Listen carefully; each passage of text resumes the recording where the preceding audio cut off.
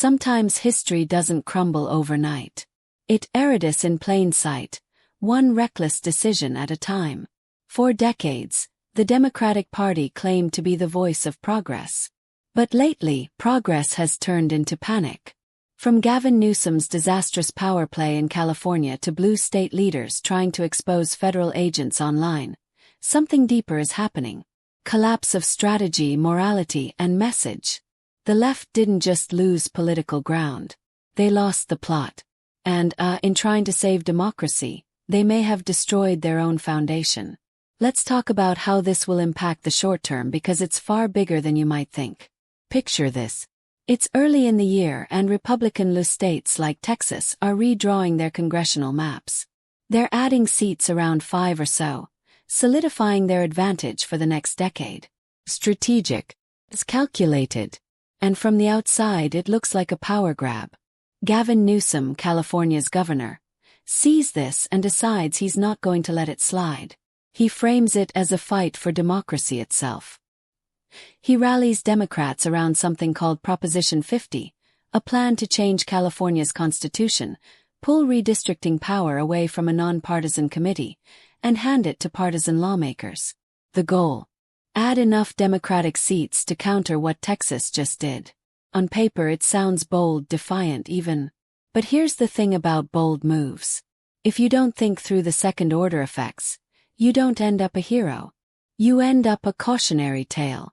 What Num didn't anticipate, or maybe he did, but didn't care, was that red states were watching and they were ready. When you try to out-engineer reality, it has a way of reversing the current. Missouri saw what California was doing and said, "Hold my beer." They eliminated their lone Democratic district in Kansas City. Just like that, another Republican seat locked in. Then Kansas called a special session with one explicit purpose: redraw the map to wipe out the other Kansas City Democratic seat. 2 major metros, both now carved up and neutralized. Florida joined in next. Governor DeSantis and the state legislature started talking about adding 3, maybe 4 more GOP seats. North Carolina followed. Ohio, which had been dragging its feet on court-ordered redistricting, suddenly missed enough deadlines that Republicans got to redraw the maps themselves without constraints. That handed them another 2 to 3 seats. By the time the dust settled, we weren't just talking about 5 seats anymore. We were talking about 10, 15, maybe more. It was a political arms race and Newsom had fired the starting gun. Now if you're thinking, wait, didn't the Democrats see this coming? Well, that's the question, isn't it? See, this is where strategy separates amateurs from professionals. A professional doesn't just ask, "What can I do?" They ask, "What will happen after I do it?"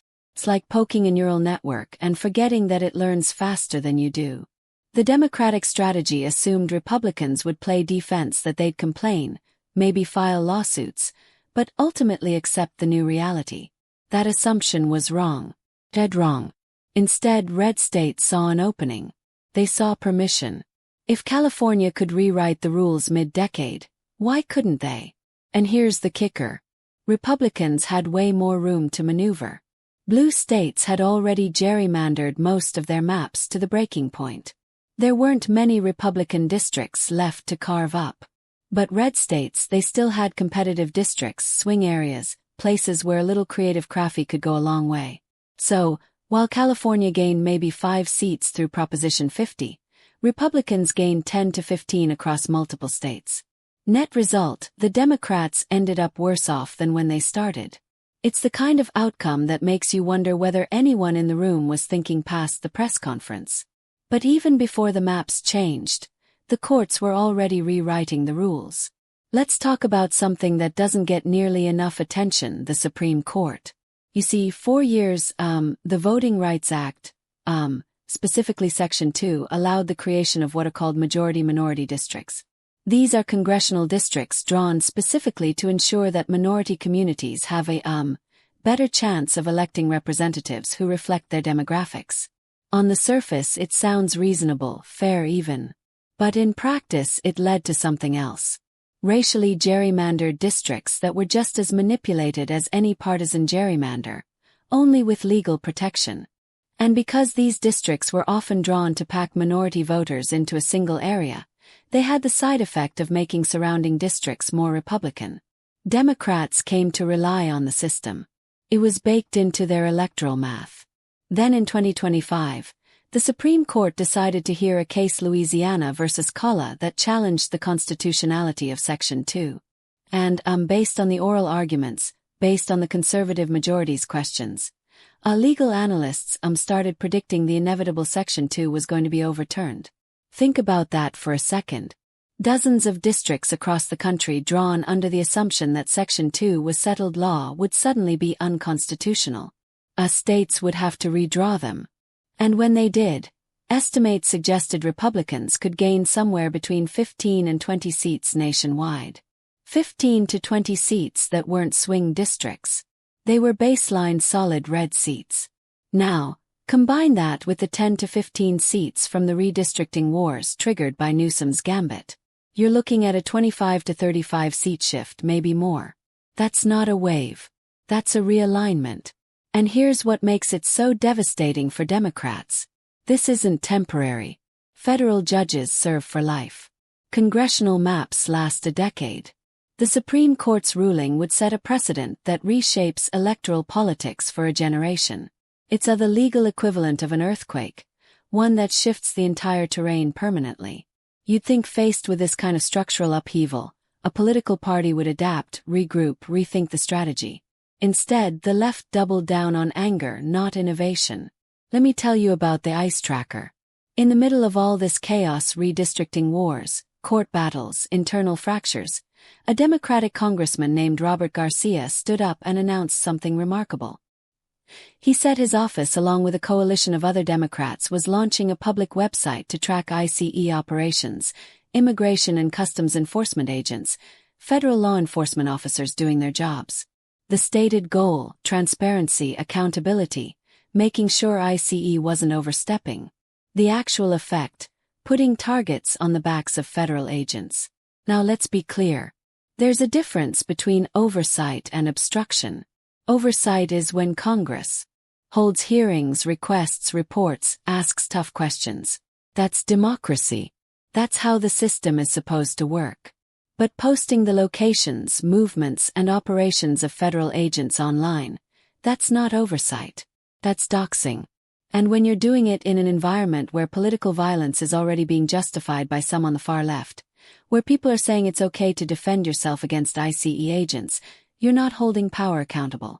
You're endangering lives. One official from the Department of Homeland Security put it bluntly. This looks like obstruction of justice. Either you're trying to help people evade arrest or you're trying to target law enforcement. There's no third option here. When your moral compass points toward chaos, every map you make leads back to yourself. Here's what's so baffling about this. It's not like the Democrats didn't know how this would play. They knew. They had to know. But they did it anyway. Why? Because at this point, the strategy wasn't about winning elections. It was about signaling to the base. It was about showing they were willing to fight even if the fight made no tactical sense. It's performance political theater. And the problem with theater is that it looks great on stage, but it doesn't survive contact with reality. Reality in this case was that moderates, people in the middle, people who might have voted Democratic in the past, saw this and recoiled. They saw a party that was more interested in rage than in reason, more interested in resistance than in results. And they started walking away. It wasn't just bad policy, it was bad optics. And it revealed something far worse. Desperation. There's a moment in any collapse, whether it's a company, a relationship, or a political movement, when desperation takes over. When you stop asking what's the right move and start asking what move gets attention, that's where the Democratic Party found itself. Desperate for relevance. Desperate to prove they were still fighting. But desperation doesn't inspire loyalty. It inspires doubt. And doubt, once it takes root, spreads. It's the moment a movement stops leading and starts lashing out. Let me give you an example. Around the same time as the ICE tracker fiasco, rhetoric on the left started escalating. Not from fringe voices on the internet, though there was plenty of that, but from people with platforms, elected officials, activists with millions of followers. They started talking about defending communities against ICE raids. They started framing federal agents as invaders. Some even hinted that violence in self-defense might be justified. Now, to be fair, most Democratic leaders didn't endorse that language outright. But here's the thing. They didn't condemn it either. Silence is a choice. And when your side is flooding with dangerous rhetoric and you say nothing, people notice. Polling started showing something troubling. A double-digit percentage of Democrats, somewhere between 10 and 20%, depending on the survey, said they believed political violence could be justified under certain circumstances. Let that sink in for a second. 1 in 5, maybe 1 in 10. Either way, it's not fringe anymore. It's mainstream enough to show up in polls. And for older Americans, people who lived through the 60s, who remember what political violence actually looks like, this was a breaking point. 'Cause here's the thing about violence. Once you justify it, once you crack that door open, you can't control who walks through. History teaches us that over and over again. But the left wasn't listening to history. They were listening to rage.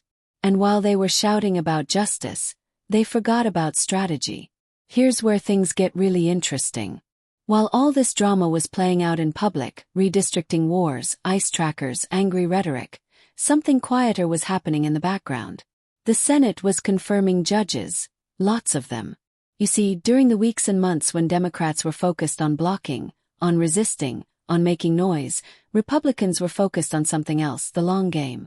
President Trump had nominated a steady stream of federal judges, district court judges, appeals court judges, the kinds of appointments that don't make headlines, but reshape the legal landscape. For decades, Democrats tried to slow it down. They used every procedural trick in the book. They demanded hearings, delayed votes, filibustered when they could. But here's the thing about procedural delays. They only work if you have the votes. And Republicans had the votes. So one by one, Trump's nominees were confirmed. Some by narrow margins around 53 to 46, give or take. Others more comfortably. And every single one of them was a lifetime appointment. It's like trying to stop a rocket launch by yelling at the launch pad. Think about the math here. A legislation can be overturned in the next Congress. An executive order can be reversed by the next president. But a federal judge, they're there until they retire or pass away. 30 years, 40 years sometimes. And Trump in his time in office appointed hundreds of them. Hundreds. So, while Democrats were fighting over short-term optics, conservatives played the long game. They built a judiciary that would outlast any single administration, any single election cycle, any wave or backlash. It's strategic patience, and it's devastatingly effective. But here's where it gets even more complicated. The Democratic Party wasn't just losing ground to Republicans. They were losing ground to themselves. Let me explain. By mid-2025, it was becoming clear that the party was fracturing. Not just between moderates and progressives. That divide had been there for years, but within those factions themselves. You had establishment figures like Chuck Schumer trying to hold the line, trying to keep the caucus together. But then you had people like Robert Garcia launching the ICE tracker without consulting leadership. You had progressive firebrands demanding purity tests on issues like police funding, immigration, climate policy. And you had candidates in swing districts, people like Abigail Spanberger in Virginia, trying to distance themselves from the chaos while still keeping the base energized. It was an impossible balancing act. Spanberger's race is a perfect case study. She's a former CIA officer, a moderate Democrat, someone who should have been a safe bet in a purple state like Virginia. But her campaign got dragged into controversy after controversy, not because of anything she did, but because of who she was running alongside. The Democratic candidate for Attorney General, a man named Jay Jones, had sent text messages years earlier that were, to put it, mildly disturbing. Messages talking about wanting to see political opponents assassinated, not metaphorically, not in some abstract policy sense, actually killed. When those messages surfaced, the obvious move would have been for Spanberger to distance herself immediately, condemn the statements, call for him to drop out, or at least issue a genuine apology. He didn't. Instead, she gave a frustrated interview where she complained that she had to spend time talking about somebody else's text messages from years ago instead of focusing on her policy plans. Now, let's pause there for a second because that response tells you everything you need to know about where the Democratic Party was mentally at that moment. She wasn't upset that her running mate had talked about political assassination. She was upset that it was inconvenient for her campaign. It's like being annoyed that the fire alarm went off, not that the building's on fire. And voters, especially older voters, people who've lived long enough to know when someone's dodging responsibility, saw right through it. The fact that she's complaining about what she has to respond to during her campaign tells you that she's not fit to lead. Because here's the thing, when you decide to run for office, when you hitch your wagon to a ticket, you own everything that comes with it. You don't get to cherry pick. You don't get to say, well, that's not my problem.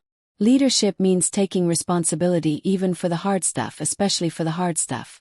And by refusing to do that, Spanberger sent a message to voters. Party loyalty matters more than principle.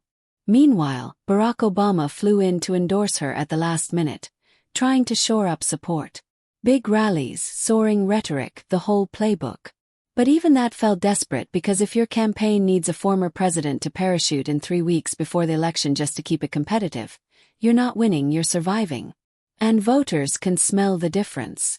The irony, of course, is that Spanberger's opponent was also a woman, Winsome Sears, a black woman, a Marine Corps veteran.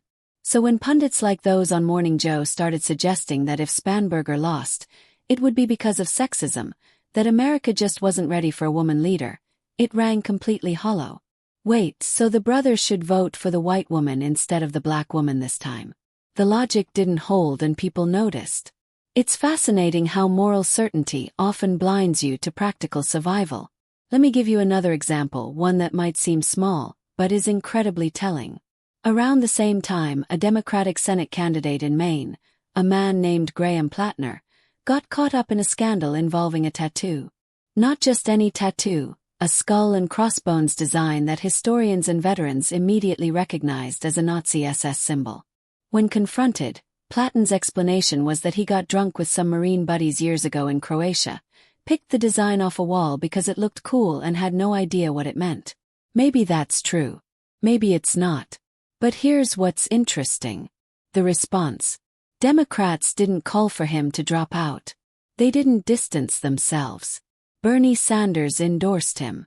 A sitting Democratic congressman went on CNN and said, "Look, he made a mistake. He's owning it. Let's move on."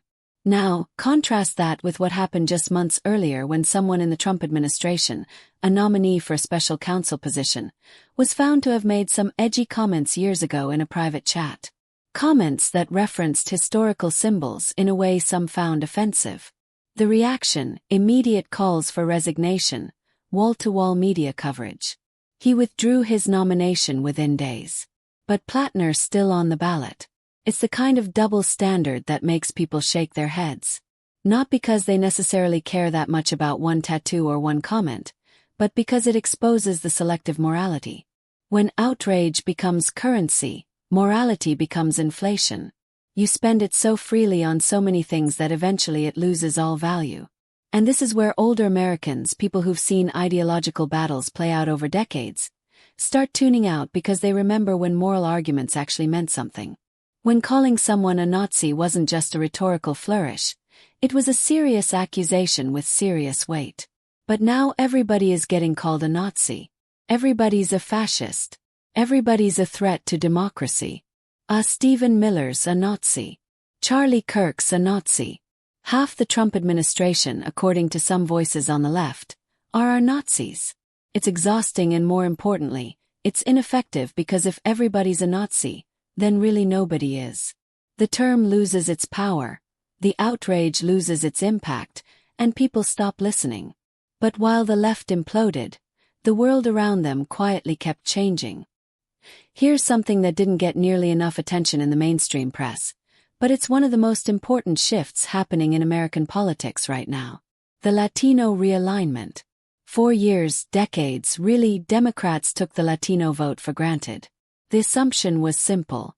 Latinos are immigrants or descendants of immigrants. They're a minority community. They face discrimination, so naturally they'll vote Democratic.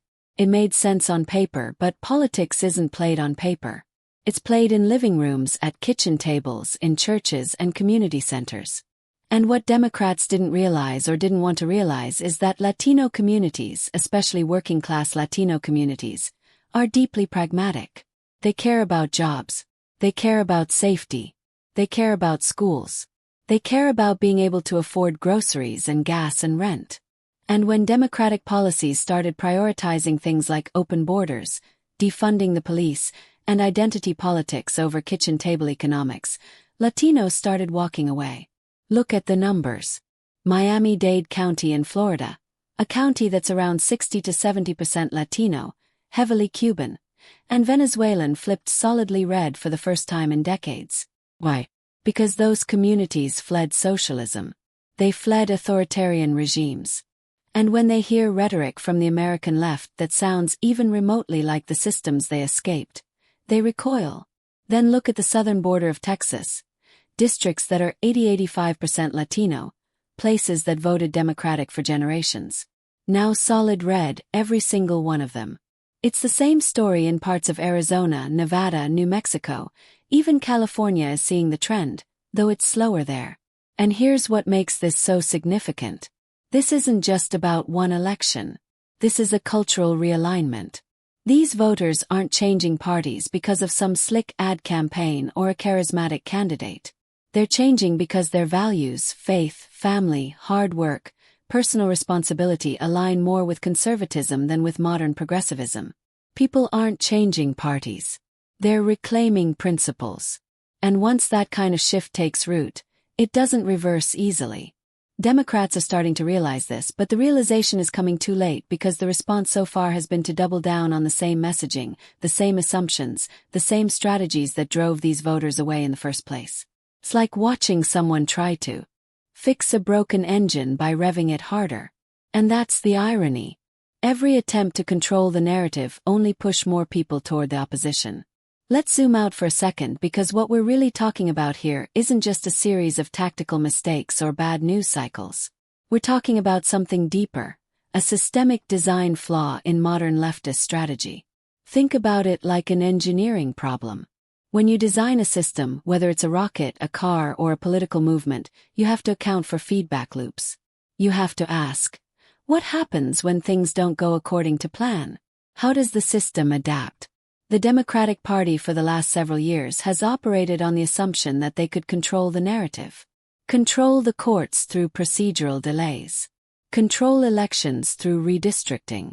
Control public opinion through media saturation. But here's the thing about control. It's an illusion. The more you try to control a complex system, the more fragile it becomes. Because you're not building resilience. You're building dependence. Dependence on everything going exactly as planned. And when something doesn't go as planned, when Texas redraws its maps or the Supreme Court overturns a key provision or voters start shifting in unexpected ways, the whole thing collapses. In engineering, if you overcorrect, you crash. Politics is no different. Let's tie all the threads together because they're not separate stories. They're all part of the same pattern. Newsom's redistricting gambit backfired, triggering a nationwide response that cost Democrats more seats than they gained. The Supreme Court is poised to overturn Section 2 of the Voting Rights Act, erasing another 15 to 20 Democratic-leaning districts. The ICE tracker debacle alienated moderates and revealed a party more interested in performance than in governance. Rising rhetoric around political violence scared away older voters and independents who value stability. The Senate confirmed wave after wave of conservative judges reshaping the judiciary for a generation. Internal fractures, candidates like Spanberger struggling under the weight of their own party's contradictions, made the Democrats look chaotic and unprincipled. Scandals and selective outrage like the Nazi tattoo incident exposed the moral inconsistency that voters, especially older voters, find so off-putting. And through it all, a massive cultural and demographic realignment has been happening, with Latino voters and working-class communities shifting right. It's not just that Democrats are losing elections. It's that they're losing the foundation on which future victories could be built. And the saddest part, a lot of this was self-inflicted. Nobody forced NUM to launch Proposition 50. Nobody forced Democrats to announce the ICE tracker. Nobody forced the party to tolerate rhetoric about political violence, or to excuse scandals when they were politically inconvenient. These were choices, and choices have consequences. So what happens next? The answer depends on whether the left can learn or keeps doubling down. Here's the thing about systems in crisis. They can go one of two ways. Either they adapt, learn from their mistakes, and rebuild on a stronger foundation, or they collapse completely, and something new emerges in their place. Right now, it's not clear which path the Democratic Party is on. There are voices within the party, moderates, pragmatists, people who understand that politics is about addition, not subtraction, who are calling for change, calling for a return to kitchen table issues, calling for a message that unites rather than divides. But those voices are being drowned out by louder, angrier ones. Ones that insist the problem isn't the strategy. It's that they haven't been extreme enough. That they need to fight harder, resist more, push further left. It's a kind of magical thinking. The belief that if you just commit fully enough to a failing strategy, it'll somehow start working. But history doesn't reward magical thinking. It rewards adaptation. And right now, the Republican Party, whatever you think of their policies, is adapting. They're playing the long game. They're focusing on the judiciary, on state-level politics, on building coalitions in unexpected places. Meanwhile, Democrats are still fighting the last war. They're still acting like it's 2018, like resistance and outrage are enough to carry them through. But voters are tired. They're tired of the noise. They're tired of the chaos.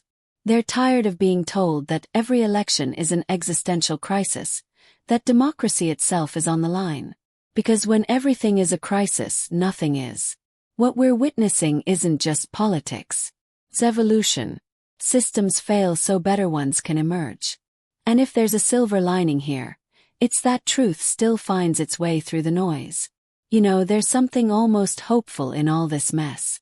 Because as painful as it is to watch a major political party unravel, it also means that the system is working. Voters are paying attention. They're rejecting what doesn't work. They're punishing dishonesty and rewarding pragmatism. That's democracy. Messy, chaotic, frustrating, but ultimately self-correcting.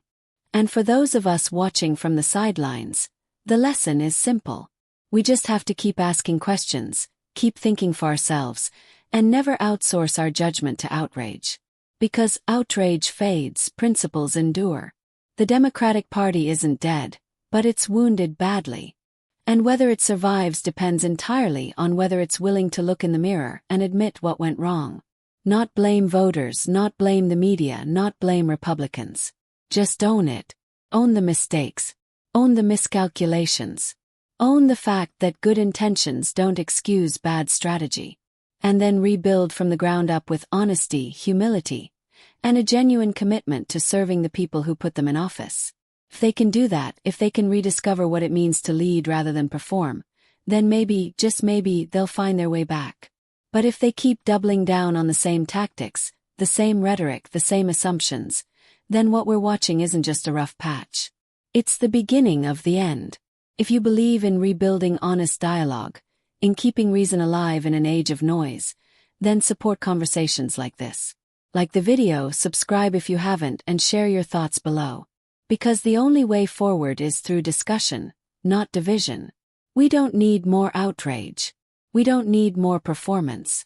We need more thought, more nuance, more willingness to sit with uncomfortable truths and figure out what to do with them.